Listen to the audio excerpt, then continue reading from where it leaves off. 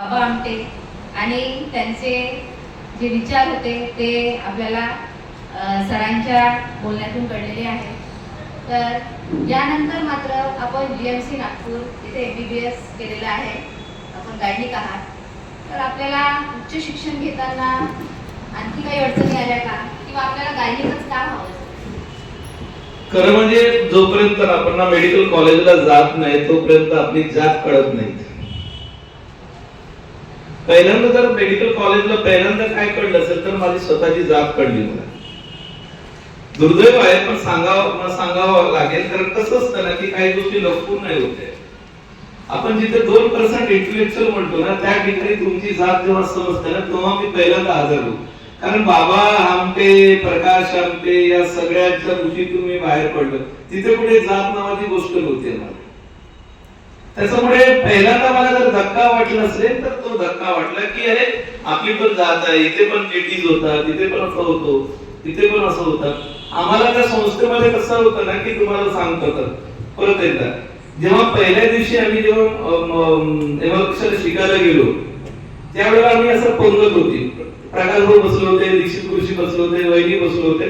तर तिथे कसं होतं ना पहिल्यांदा की तुम्हाला जेवताना आपलं जेवण म्हणजे आपलं घास आहे ना पहिल्यांदा स्वतः नाही द्यायचं, दुसऱ्याचं द्यायचं की तुला दे असं. तो सेंट्रल मध्ये एकदा सगळ्यांनी घास भरवल्यानंतर आम्ही घास जेवायचो. मग ते प्रकाश भाऊ पण कोणाला तरी देतील किंवा मग आमची दीक्षित गुरुजी पण असं बसलेलं संकल्पमध्ये करतील. त्याच्यामुळे तिथे कुठला विषय नव्हता. तो पहिल्यांदा ते कळलं. आणि त्याच्यानंतर मग काय होतं ना की तिथे आता सध्या म्हणजे इतके प्रमाणात रॅगिंग, पण त्यावेळेला रॅगिंग नावाचा प्रकार खूप होता, म्हणजे भयानक होतं ते. खरं म्हणजे आमचे सिनियर बालाजी नावाचा पोराला तर त्याची किडनी फेल झालं होतं, कारण त्याला इतरांवरती करायला लावलं होतं. तर म्हणजे माझं स्वतःच तर काय आम्हाला त्या हिवाळ्यात घ्यायचं आणि पूर्ण कपडे काढून तुम्हाला ते धिंगाणे करायला लावायचं ते पोरं, सिनियर पोरं. माझं मारामारी खूप झाली तिकडे. मग मी सिनियरला मारलो, मग परत पळून आलो. जयाबाईने पकडून मला परत नेलं कॉलेजला नेल्यानंतर वेदप्रकाश मिश्रा नाव ऐकलं असतं, डॉक्टर वेदप्रकाश मिश्रा सर आहे, त्यांच्याकडे मला उभं केलं.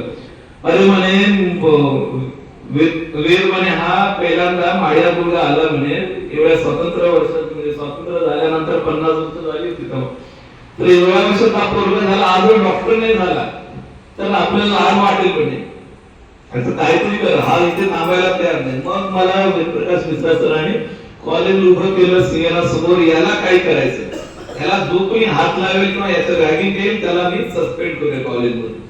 आणि त्याच्यातून माझं थोडं सुटका झालं. पण त्रास व्हायचं पण एवढे त्रास नाही, म्हणजे ते कपडे काढणं, हे करणं, ते करणं, मग मारामारी वगैरे तो प्रकार व्हायचा नाही. कारण मला कधी आयुष्यात ते कोणी असं केलेलं आवडलं नव्हतं आणि मी ते मारून दिलं होतं सिनियरला. त्याच्यामुळे ते सिनियर आणि माझं खूप असं ते हे होतं, म्हणजे ते माझं द्वेष म्हणतात ना त्या पद्धतीने करायला लागले होते. म्हणजे रॅगिंग खूप पलीकडे सोडून ते सगळं. पण मग मिश्रा सरांनी उभं केलं, मग सगळ्यांना समजून सांगितलं आणि मग थोडंसं म्हणजे कॉलेजमध्ये थांबावं असं वाटलं. पण शेवटी ते मगाशी बोलताना मी तुम्हाला म्हटलं लँग्वेज विषय होता. सगळे मुलं इंग्रजीत बोलायचे, एका कोपऱ्यात कुठेतरी मी बसून राहायचो आणि मला असं वाटलं की हे काय आपल्याला जमणार नाही बाबा इंग्रजी वगैरे. पहिले 6 महिन्यातच मुलांचं लिस्ट लावलं तिकडे. माझं नापास लिस्ट मध्ये माझा 3रा का 4था नंबर नाव होतं. 99 मुलं नापास होणार आहेत आणि 101 मुलांना पास होणार आहेत. मी जेव्हा ते बघितलं ते माझं लिस्ट मध्ये नाव असं वाटलं की आपण नापास होणार आहे का, आयुष्यात नापास झालो नव्हतो कधी. पण आपण नापास होणार आहे का, नापास झाल्यानंतर माझे जे ते इतर चिंतक आहेत त्यांचं काय, म्हणजे इथे मला एवढा जयाबाईने मला इथे आणून सोडतात आणि मग मी नापास कुठल्या कोणाला जाऊन सांगायचं मी नापास झालो. मी स्वतःला सर्वसाधारणतः शेवटचे 6 महिने स्वतःला कोणून घेतलं. मी कुठेच बाहेर निघालो नाही. 18 तास सर्वसाधारण अभ्यास केला. एका बाजूला आमचं मेडिकल डिक्शनरी, मध्ये इंग्लिश डिक्शनरी, मग नंतर मराठी डिक्शनरी, मग मराठी टू इंग्लिश डिक्शनरी, असं एवढं मोठं. कारण इंग्रजी वाक्य पहिल्यांदा ना की विचार करायचो एक तर मराठी येत नव्हतं, त्याचंच सांगितलं मराठीतून पण वाक्य त्याच्यानंतर पण त्याचं इंग्रजीमध्ये वाक्य आणि मग ते डोक्यात आणि मग ते तुम्हाला इंग्रजीमधून सांगायचं. पण मी असं करत करत ते शेवटी जेव्हा परीक्षा झालं फर्स्ट एमबीबीएस माझं 1 मार्काने हे गेलो होतं बायोकेमिस्ट्री. पण नापास मी होईल असं वाटलं नव्हतं. मी चॅलेंज केलं की नाही, मी नापास तर होऊ शकत नाही आणि मी रिव्हॉल्युशनला टाकलं आणि मी पास झालो. आणि आम्ही 100 मुलं पास झालो होतो आणि 100 मुलं नापास झाले होते. जेव्हा ज्या दिवशी मी पास झालो त्या दिवशी कोणाला वाटलं नव्हतं की मी पास होईल, कोणाला वाटलं नव्हतं. फक्त ज्यावेळेला वाटत होतं की हा पास होईल आणि आमच्या सगळ्याच लोकांना वाटत होतं की हा नक्की नापास होणार आहे. आणि त्या दिवशी मला जो कॉन्फिडन्स मिळाला की म्हणजे कुठल्याही विषयावरती किंवा मेडिकलच्या याच्यावरती हे लँग्वेज महत्वाचं नाहीये. त्या दिवशी मला कळलं की नाही, लँग्वेज महत्वाचं नाही, तुम्ही काय करताय, कुठलं टेक्निकल वापरणार आहे, काय करणार आहे.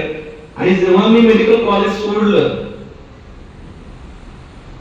तेव्हा मला माझे जे स्टुडंट होते, मी लेक्चरर म्हणून सोडलं तिथून, तर ते मला म्हणायचे की सर जाऊ नका, कारण मी शिकवायचो पण व्यवस्थित आणि सगळ्यात महत्वाचं ऑपरेटिव्ह माझं म्हणजे व्यवस्थित करून घ्यायचं मुलांना. काय होतं ना मेडिकल कॉलेजमध्ये की ऑपरेटिव्ह कोणी देत नाही किंवा ते व्यवस्थित सांगत नाही, आजही नाही सांगत.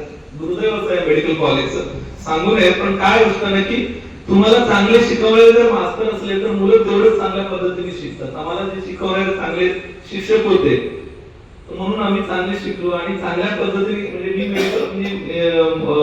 आयव्हीला एनेस्थेशिया पण मीच देतो आणि सीझर पण मीच करणारा माणूस एकटाच आहे.